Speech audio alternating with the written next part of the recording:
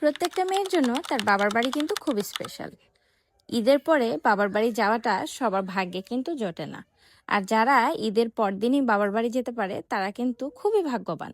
আমিও কিন্তু এবার সুযোগ পেয়ে গিয়েছি ঈদের 2 দিন পরেই বাবার বাড়ি যাওয়ার। আসসালামু আলাইকুম, হ্যালো এভরিওয়ান, ওয়েলকাম করছি আমার আরো একটি ডেইলি ব্লগ দেখার জন্য। আশা করছি আপনারা সবাই ভালো আছেন। আলহামদুলিল্লাহ আমরা অনেক ভালো আছি। আপনাদের ভাইয়া আমাকে যেই চুড়িগুলো গিফট করেছে সেই চুড়িগুলো আমার কিন্তু গোছানো হয়নি, যেহেতু একদম ঈদের আগের দিনই দিয়েছিল, তাই ভাবলাম আমি এই চুড়িগুলা পরে গুছিয়ে রাখবো। তাই তারপরে ঈদের পরের দিন ঘোরাফেরা, আপুরা আসা, সব মিলিয়ে অনেক ব্যস্ত ছিলাম। তাই ভাবলাম আজকে চুড়িগুলো ভালো করে গুছিয়ে তারপরেই যাই। এখন চুড়িগুলা খুব ভালো করে বক্সে ভরে টিস্যু দিয়ে ঢেকে রাখছি, যেহেতু আমার কোনো চুড়ির র্যাক বা আলনা নেই, তাই বক্সে আপাতত রাখছি। তারপরে এই চুড়িগুলো সুন্দর করে বক্সের নিচে একটা কাপড় রেখে তারপরে চুড়িগুলো দিয়ে টিস্যু দিয়ে ঢেকে রাখছি, যাতে করে এগুলার উপরে ধুলা না পড়ে। খুব ভালো করে গুছিয়ে যাচ্ছি। আসলে এভাবে পার্টে পার্টে গুছিয়ে রাখলে না পরে খুঁজে পেতে খুব সহজ হয়। যেহেতু আলনা নেই তাই এভাবেই রাখতে হচ্ছে। তারপরে পুরোনো চুড়িগুলোও এই বক্সটাতে রেখে দিলাম। এই চুড়িগুলোই মোটামুটি আমি বেশি পরি, তাই এই চুড়িগুলো একটু মেসি হয়ে আছে। এই চুড়িগুলো একটা ঝুড়িতে রেখে আমি আমার কিছু অর্নামেন্টস এটাতে একটু গুছিয়ে রাখার চেষ্টা করলাম। এই জিনিসগুলো আমি আগে কিনেছি, এখন মোটামুটি এগুলো আর কেনা হয় না, তারপরেও মাঝে মাঝে দরকার পড়লে পড়তে পারি। আর এই গহনাটা আমার বিয়ের প্রথম বছর পহেলা বৈশাখে আমার শাশুড়ি মা আমাকে পছন্দ করে কিনে দিয়েছিল। এটাও আমার জন্য খুবই স্পেশাল, তাই এটাকে এভাবেই রেখে দিলাম গুছিয়ে। আর এই রিংগুলো আমি আগে পছন্দ করে কিনেছিলাম, তখন কিন্তু এগুলারই চল ছিল। এখনো আছে, বাট এখন আমার আর পরা হয় না।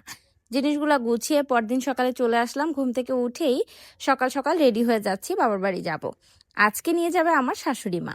আজকে শ্বশুর আব্বার শরীরটা তেমন একটা ভালো না, আর উনি যেতেও চাচ্ছেন না, তাই শাশুড়ি মাই আমাকে আমার বাবার বাড়ি নিয়ে দিয়ে আসবে।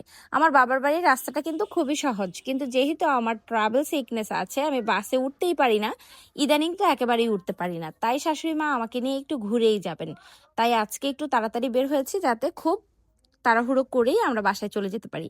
আর আপনাদের ভাইয়াও খুব টেনশন করছে যে চারিদিকে যেভাবে অ্যাক্সিডেন্ট, দুর্ঘটনা ঘটছে, ওনার মনটা খুবই ছোট হয়ে থাকে। যেহেতু উনি বাহিরে থাকে, আমাদের থেকে অনেকটাই দূরে, তাই উনি আসলে আমাদেরকে নিয়ে খুবই টেনশন করে। আমাকে রেখে আবার মাকে ফিরে আসতে হবে, সেটা নিয়ে আরো বেশি টেনশন করছিল। বলছিল গাড়ি নিয়ে যেতে, কিন্তু আমার না গাড়িতে উঠলেই খুব খারাপ লাগে, তাই আমি আসলে গাড়িটা অ্যাভয়েড করি সব সময়। এখানে সকালে নাস্তা হিসাবে এই নকশি পিঠাটা খাচ্ছিলাম আর একটু চা খাচ্ছিলাম। শাশুড়ি মা আর আমি চা না খেলে একদম দিনের শুরুটাই আমাদের হয় না। তারপর একটা বোরখা পরে নিলাম। সচরাচর আমি কিন্তু বাহিরে গেলে বোরখা পরেই যাই, অনুষ্ঠান ছাড়া। কোনো অনুষ্ঠান হলে আমি ড্রেস আপ হয়ে যাই ভালোভাবে, বাট এমনিতে নর্মালি আমি বোরকাটাই ক্যারি করি। এই তো চলে আসলাম। আমাদের বাড়ি হচ্ছে ভেলানগর কারারচর, সেখান থেকে চরনগরদির যেই বাজারটা, সেখানে চলে আসলাম। সেখান থেকে আমরা একটা অটো বা সিএনজি করে চলে যাব পাঁচদোনা। এভাবে ভেঙে ভেঙে অনেকটা জায়গা যেতে হয়, এজন্যই আমাকে গাড়ি নিয়ে যেতে বলা হয়, বাট আমি বললামই তো আমি উঠতে পারি না, সমস্যা হয়। তাই ভাবলাম এভাবেই একটু যাই, আমি সুন্দর একটা ভিউ এনজয় করতে করতেও যেতে পারবো। আর আমার কিন্তু এভাবে যেতে খুবই ভালো লাগে। চলে আসলাম পাঁচদোনা। পাঁচদোনা এই রাস্তাটা আমার এত পছন্দ। পাঁচদোনা থেকে ডাঙ্গা যাব এখন আমরা। আর এই যারা চিনেন, পাঁচদোনা থেকে এই ডাঙ্গার রোডটা একদম ফাঁকা, সুন্দর একটা নতুন রাস্তা। পরিবেশটা যেমন সুন্দর, রাস্তাটা তার চেয়ে আরো বেশি সুন্দর। এই তো একটা সিএনজিতে উঠে নিলাম। আমি কিন্তু মোটামুটি অটো ভাড়া করেই আসি, একদম প্রাইভেট, বাট আজকে যেহেতু মা নিয়ে যাচ্ছে, মা এত আহ, তাড়াহুড়ো পছন্দ করে না যে একটা প্রাইভেট অটো নিয়ে যাব, অটোওয়ালা বসে থাকবে, খুব তাড়াহুড়ো করে বের হতে হবে, এরকম জিনিসটা মা পছন্দ করে না। তাই উনি বললো যে না, আজকে চলো এইভাবেই যাই। ভয়েসটা যেহেতু আমি বাসায় এসে দিচ্ছি, খুবই নয়েজ, কিছুই করার নেই। তারপরে এখানে রাস্তায় এই অ্যাম্বুলেন্সটা দেখে আমার এতটাই খারাপ লেগেছে, আমি কি বলবো আসলে। এত বেশি বাহিরে অ্যাক্সিডেন্ট, তারপরে দুর্ঘটনা ঘটছে, মনটাই একদম ছোট হয়ে যায়। তারপর চলে আসলাম বিরাবো পার হয়ে মায়ার বাড়ি।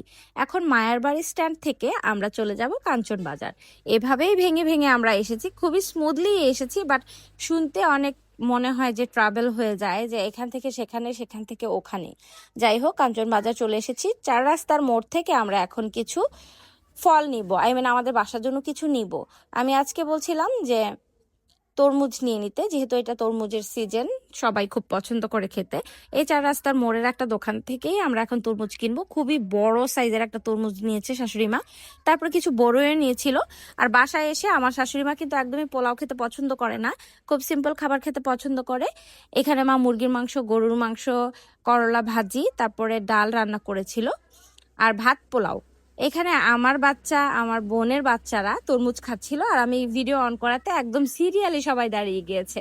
তারপর এখানে একটা দোলনা বানানো হয়েছে বাচ্চাদের জন্য, আমিও একটু বসলাম। তারপর এখানে মা অনেকক্ষণ বসলেন আমার বোনেদের সাথে গল্প সল্প করে। এখন মা বিকেলে চলে যাবেন, প্রায় 4:30টার দিকে বের হয়েছে। আর আমার ছেলে দাদুর জন্য খুবই মন খারাপ করছিল। আজকের ব্লগটা কিন্তু এই পর্যন্তই। বাবার বাড়ির আরো ব্লগ দেখতে চাইলে অবশ্যই এই ব্লগটা শেয়ার করে সুন্দর একটা কমেন্ট করে যাবেন। Thanks for watching.